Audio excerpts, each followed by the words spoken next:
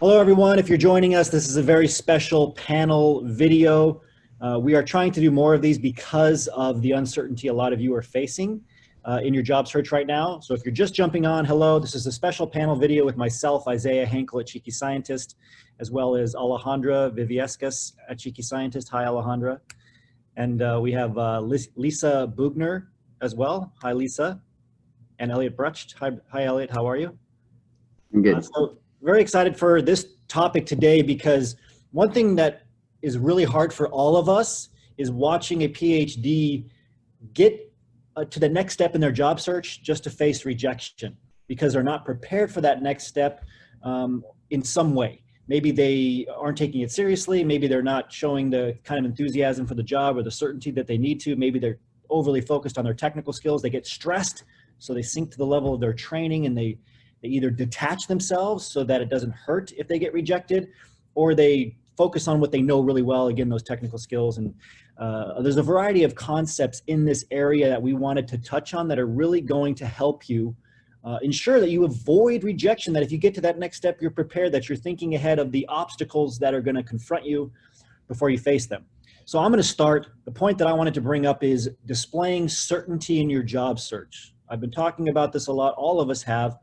Too many PhDs have been taught to never show certainty. They don't want to show confirmation bias. They don't want to show any emotion at all because emotion, right, takes you away from the logic and from being objective, which is great when it comes to data and your work and your thesis and anything else that you go and do beyond that in your professional career when it comes to the work. But when it comes to being a part of a team, getting hired, that employer wants to know that you want to work there and nobody else, that you've thought it through, you've researched the company, the role, this is the perfect job for you and you're going to give everything to it and there's nothing else you're even considering, just this job.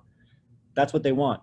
Now, you might be considering other roles, and even when it comes to salary negotiation, you want to show that, you know, there's other jobs out there for you, people that are about to give you an offer, etc. But are you certain that if they give you an offer and it's right, that this is the role for you and then you can achieve what they want you to achieve? You have to show that certainty even at the resume stage, even at the LinkedIn stage. Too many of you are kind of just like, well, I'll try this out and, you know, I'll just dip my toe in the water. It doesn't work that way. Hiring managers do this for a living. They're going to know if you're not ready. They're going to know if you're uncertain. So what I recommend doing is finding the pros and cons of every company you're interested in working for. For each company, especially when you get to like a phone screen stage, when you're interacting with a person at that company, find whatever the pro is, the number one pro at that company, the thing that they do best, and make that the reason you want to work there and nowhere else. And that's how you can set certainty in your mind and have that come through in your conversation. I want this role. All of my training has put me into this position right now to be able to master this role and to do everything that you need me to do in it. So that's mine. What about yours, Alejandra? I have two, actually. All The right. first one is that like the job market is a little bit low right now. We're starting a crisis. There's a lot of uncertainty. So they're not even trying. Like, oh, it's too hard. I don't want to face rejection. It's a waste of time. I'm just freezing my job search. And that's something that we see, again, it's completely a mistake because there is hiring. We are seeing PhD getting hired right now. And even if not, even if it takes you sometimes, like job searches are processes.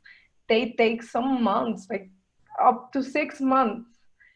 And by the time that the economy starts to pick up and companies start to open again, those who kept trying and have that momentum will have an advantage. So just stopping right now and surrender before even trying is a mistake we're seeing, unfortunately. And the second one is just following up, but without empathy. Like you did an interview and then they say, oh yeah, we're going to reach out to you in 2 weeks. You don't hear back from them, and then you just answer, what happened? You told me we're going to reach out. What about the position? You have to put yourself in the shoes of the other person, of the employer. Like, this is uncertain times for the companies as well. They're having to deal with having to cancel some process, like hiring process. Some are frozen, some are going slower just because they have to adapt of working remotely, all those kind of stuff. So be empathetic, ask about them, tell them how you understand that this is difficult for them, and then at the end ask your questions, like, by the way, how this is going. That's much better. That they were going to feel like that you understand them, and they will be more open to talk to you. If you just come up as something like selfish, that who doesn't just care about them, they won't like about themselves. They won't want to answer to you, and they won't feel like working with you. So be empathetic, especially now. Yeah, I think too many of us have learned bad manners from our PI or from academia in general. We just focus on the facts. Like, oh, you said you're going to follow up at this time. What happened? Like, don't be rude. That's exactly the red flag that they're looking for to weed out another person. I mean, be kind. Mention the situation that's going on. Is that, is everything okay? I'm just following up because you mentioned, this was the date to check in. I hope everything's fine. I understand it's uncertain times. Great points, Alejandra. Lisa, so same question to you. Well, thank you. So both of you have already made some excellent points already. So in kind of connection to that, I would say that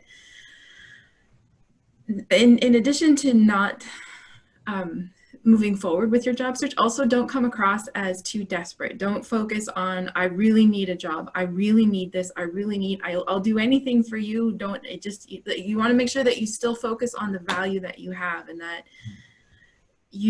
while you may need a job right now, absolutely, they should still want to hire you because you have a lot of value. You can contribute a lot to a company. So often when you're reaching out to people, I think it's really important when you're either interviewing or reaching out to people or putting together your resume, whatever it is, make sure that your mindset is in, I have a lot to offer because I can contribute X, Y, Z, instead of I really need a job because I have no money coming in, or whatever the situation is. Just make sure that your mindset is focusing on, focusing forward, focusing on your value, focusing on what you can contribute. So that way, when you're putting things together, it's more positive, it's more solution focused, it's more, and it won't come off as with desperation. Because I remember when I was, and this is before the whole COVID thing, when I was doing my job search, I was like, should I put my resume on my LinkedIn profile? And the reason I thought that is I want to make sure that they have all the information that they could possibly need to make a decision, because I'm awesome, they're going to want to hire me. But the problem with that is, that's not how they're going to look for information, because they're not going to be hunting through all of your information, all of your experience. And my resume was bad too, by the way. I thought it was okay, but you want to make sure that the information is there for them in a way that is easy for them to grasp, in a way that they're actually looking for. And I think that's a key distinction between the academic world culture and the industry world and cultures. That academia, like was pointed on, I forget if it was Isaiah or Alejandra that mentioned it.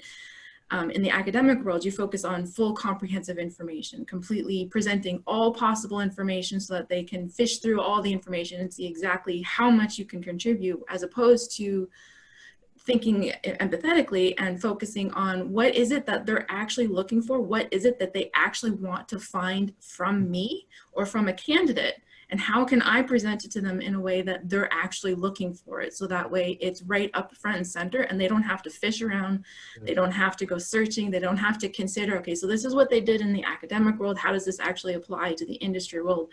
I have this position over here that's doing X, Y, Z, they did this over here. Is it the same? I don't know if it's the same. And then it's more thought process than they have time to do, right? So just make it as easy as possible. And that will also demonstrate your fit for the company and for the position. I think I really like that point about how being comprehensive is often a sign that you're not ready for the role. You don't understand the information well enough, or you're desperate. We see this in academia. The person that has like so much text on their slide and every figure, et cetera, they don't know it well enough. They're compensating for their inability to present without information on a screen behind them. And that's what it's like if you have a resume that's 5 pages, or you're trying to stuff information on LinkedIn. So don't show desperation through too much information. Elliot, bring us home. Yeah, I would say actually I'm going to build off of, everything that everybody's already said, because one of the things, like, all right, so you've already gone through, you've sorted out, and you've made a resume versus your CV, you've distilled all that down, you're actually interviewing, and then people are getting rejected here as well. And what I've sort of seen with here is people are sort of still focused on, okay, you made it through all the stuff, you've distilled through my resume, I'm here, but then you're still focusing on just still giving those technical details. You're still going through and being like, oh, here's all the awesome things that I did, which is awesome. You did awesome things as your PhD. Oh, I think Elliot, you froze. So yeah, so to bring it home, I know what Elliot was going to say, fortunately, your technical skills, right? A lot of us, we get in high pressure situations, especially during interviews, but even at the resume stage, and we're like, well, what should I focus on? What's my go-to? It's your technical details that you're going to automatically go to, because that's what we focus on in academia. Now, technical can be anything. You can be your engineering, details, the experiments you did in a life science lab, whether it's you're a sociologist or even a humanities PhD, right? You go for that niche specific information that you did in academia. That's where you see your value. But the fact is that your transferable skills, the broader skill sets that lead to those very niche specific skills, are the ones that employers are looking for. Remember, most hiring managers, recruiters don't have a PhD. Very unlikely they have a PhD in your specific background. So focus on those broader transferable skills. And Elliot, I kind of took your point there and ran with it, but give us some closing remarks. Yeah, just want to go over and say that you need to go over and remember that this is a conversation with that. They've already gone through, they know that you have the skills, and now at this point, they're trying to make sure you're a fit for the company, that you're going to be able to interact with the people that are on the team. And that's where I think people start to fail. They're not going over and asking those questions back to the company as well. You're just going over and they're asking you a question. You're just being like, oh, I did this, I did that, I got all these skills. And then you're just stopping and leaving it there.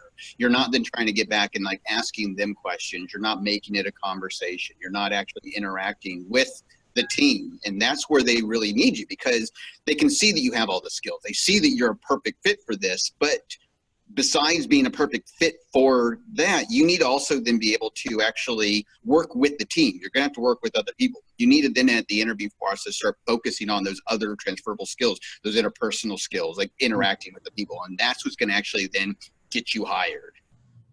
Perfect.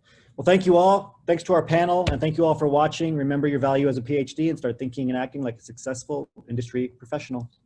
Thanks all.